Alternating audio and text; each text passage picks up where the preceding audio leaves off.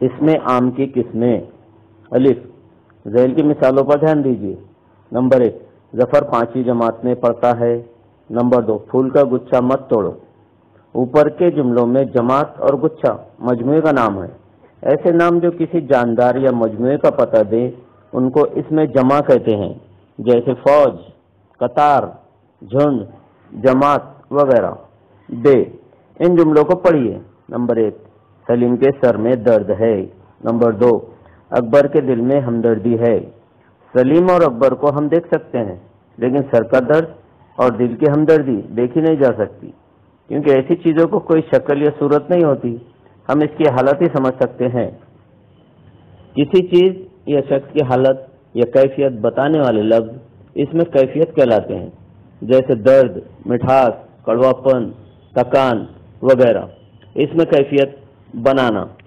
आमतौर से इसमें कैफियत इसमें सिफत, ज़मीर, फेल और चंद लफ्ज़ों से बनाते हैं।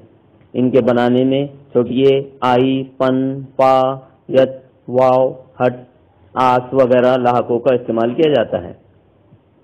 नंबर 1, इसमें आम से दोस्ती, गुलामी, लड़कपन, इंसानियत वगैरह। नंबर 2, ज़मीर से अपनापन, अपनायत वगैरह। नंबर 3, सिफत से गर्मी, सख्ती, नरमी, दीवानगी, मिठास, नीलगू, कमजोरी, बीमारी, तंदुरुस्ती, खुश्की, तरावट।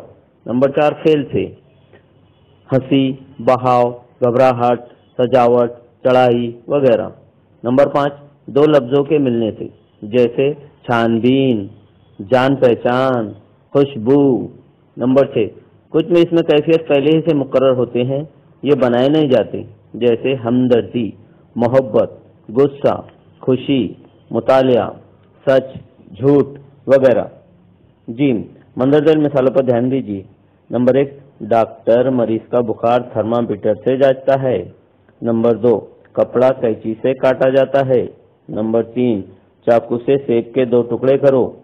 नंबर 4, पानी गिलास से पियो। ऊपर लिखे हुए जुमलों में थर्मामीटर, कैंची, चाकू और गिलास कुछ चीजें हैं। इन चीजों से कोई ना कोई काम लिया जाता है, यानी कुछ चीजें काम करने का जरिया होती हैं।